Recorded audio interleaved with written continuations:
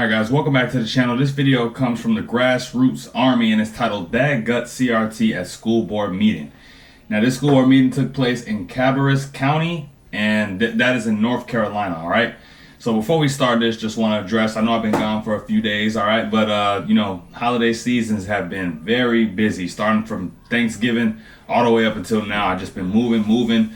I'll be in Seattle from the 23rd to the 26th as well. I'm going out of state, so I don't know if I will be making videos during that time, but I'm going to see if I can bring you guys with me, you know what I mean? But yeah, you guys know the drill. Don't forget to like, comment, share, and subscribe while we're watching. Now let's roll it.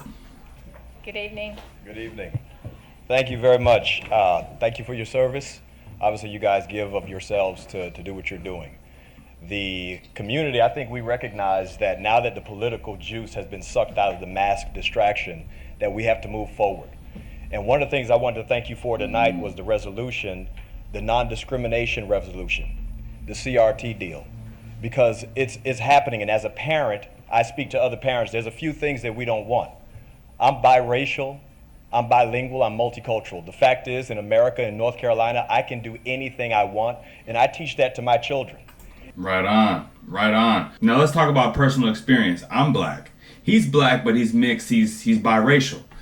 Now, I'd imagine that for biracial people, for someone with a black dad and a white mom, or a white mom, black dad, it has to be very strange in this type of political climate. It's like, what race do you choose to go with? Are you black? Are you white? Do you use your black advantage when you can? Do you use your white advantage when you can? You know what I'm saying? And CRT, this type of topic, this type of subject, can be very dangerous to me if exposed to children too early. If you want to go to learn CRT, I don't think it should be just banned and blackballed from, like, I wouldn't be upset if it still remained like in colleges, but for in universities, but for children, this stuff it doesn't belong there, because what it really does, and what a lot of this new agenda is doing in academics is pitting parents against the teachers. It's putting parents against schools, and the grip that society has on kids, from the schools, from their phones, from the media, is very hard to keep them out of it. It's very hard to win that fight. A parent against culture is very hard to win that fight. And the person who tells my little pecan colored kids that they're somehow oppressed based on the color of their skin would be absolutely wrong and absolutely at war with me.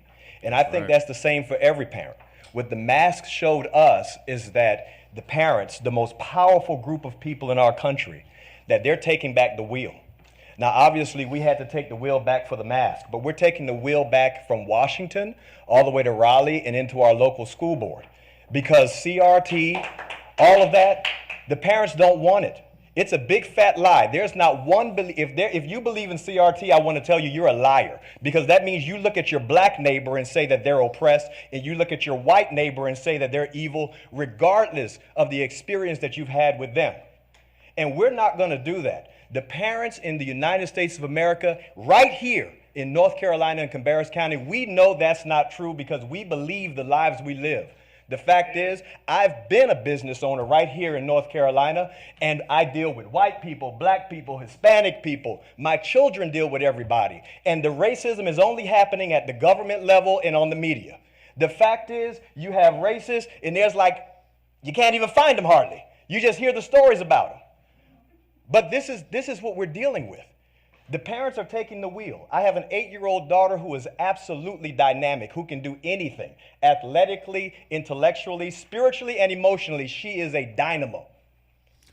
And now the last thing you want to do, and he might even say this right now, I'm sorry I cut him off, but the last thing you want to do to a child like that is give her a limiting belief system. Tell her that because of her skin color, she can't do X, Y, and Z, or she'll be criticized for doing X, Y, and Z. Yeah, sure. There are people who would dislike, me for my skin color. If you white, it's people that dislike you for your skin color. However, let them experience and come to their own logical conclusions. Because kids growing up, they're gonna want to play with kids that, you know, depending on what type of what school district they're in, right? They're gonna want to play with kids that have different hair than them, that have different skin than them, you know. So when you're telling kids this stuff at a young age, it could really ruin that for them. Like I'd imagine it could ruin childhood. You know what I mean?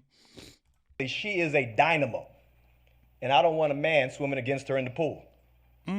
The fact is, I don't want her playing against boys in soccer. I don't even let my sons rough her up. Do you think I'm going to let your son rough her up? This is what we're talking about. Policy going back to the parents. Because if you think people who love America are willing to fight for it, you haven't met parents yet. Because I'm telling you, parents will go further down any street than anyone who loves their country alone. My name is Brian Echeverria. I thank you for your service, and we're taking back the wheel. Thank you for being here. Shout out to Brian Echeverria, man. That was a great speech. That was a great speech. And like I said, you guys, this stuff, it pits parents against teachers, and that ultimately, I think that is the biggest contention there, is that the parents don't like it. You know, if you're a teacher, you're a school board, you know what I mean? You have to, the same way the government, you know, we pay taxes, the government is supposed to work for us.